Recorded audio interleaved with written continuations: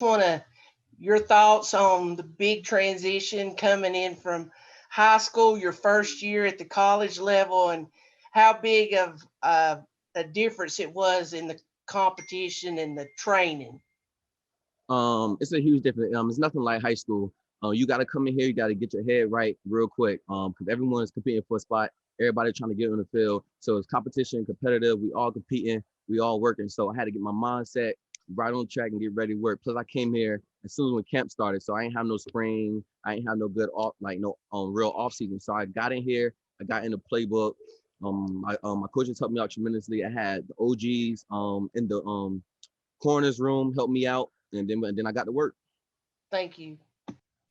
Okay, CL Brown, go ahead. Hey, Tony.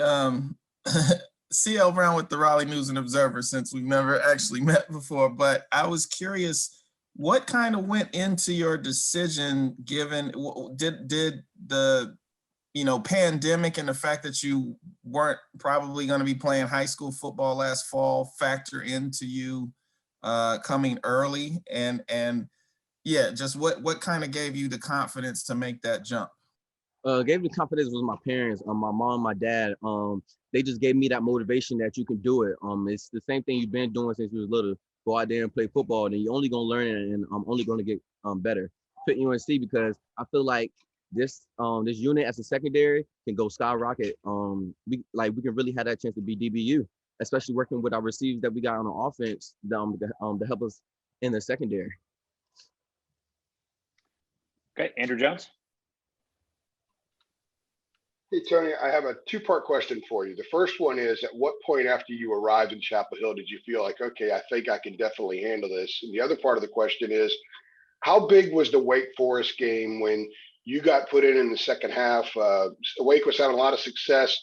There were some changes made. You went in at corner. He played the last 29 snaps, and it kind of changed everything, not just for the defense, but also for you personally. You were entrenched in that spot after that.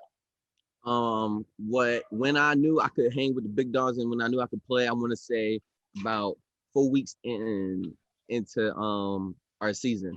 So when 4 weeks into our season, I felt like, okay, I got my groove back. I got my confidence, I can hang with this big boy. So like I can play. But the Wake Forest game, man, coach said, come in the second half. And when my first thought in my head was like, we're here now, we got to play. So whatever you do, there's the eyes in the sky. So you got to perform. So I got in, I want to say the second play, I got my first pass breakup, and then I just felt myself like, oh yeah, it's time to play. Like I'm good. Like I can do this. Like if I get beat, okay, I get beat, but I can do this. I can play ball. Well, thank you. Appreciate that. Okay, Scott Cash, go ahead. Hey, Tony, Scott Cash back, WVEC in Norfolk, back home.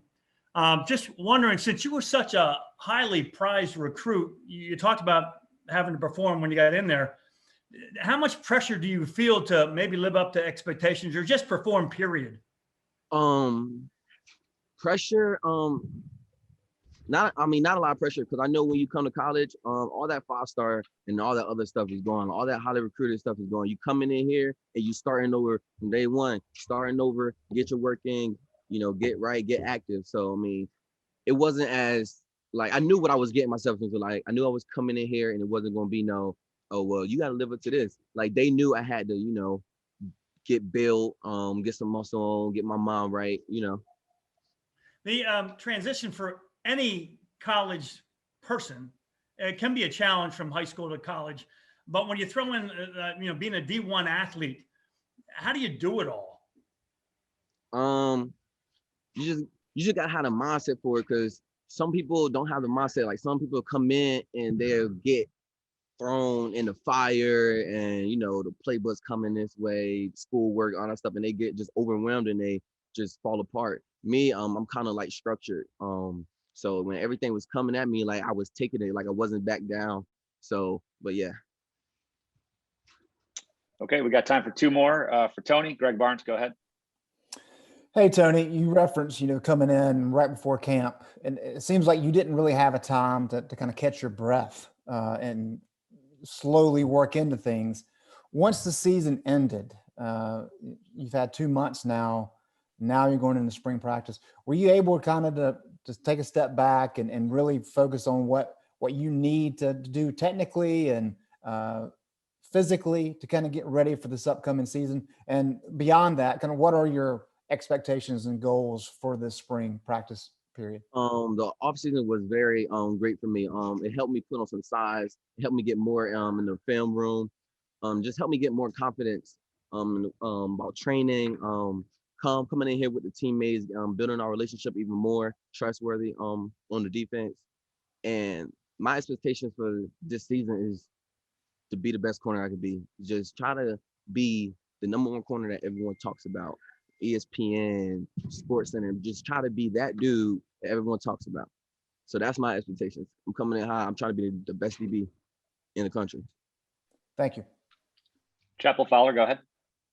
Yeah, Tony, with you originally being a class of 2021 recruit, what was it like to kind of see those guys finally, once they early enrolled, and be able to play alongside them, hang out with them so far this year?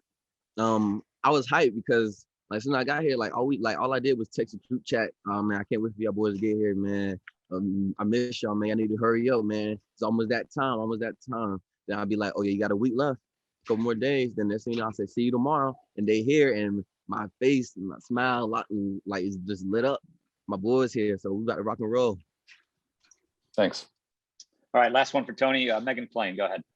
Hey, Tony, how's it going? I just wanted to ask you, that DB group, there's a lot of you 757 guys there. So, have you gravitated towards bonding with a lot of those guys since you got there, being that they're from your hometown? I guess, what's it like among you 757 guys? Among 757 guys, we're a tight group, and I feel like everyone want to be from the crib. I mean, VA is already, where it's big at, so everybody want to be from the crib. But I vibe with everybody. Like as soon as I got here, like it wasn't just VA or 75, like it was everybody, because everybody welcomed me in, and then I just got to know everybody. Then we cool, we tight.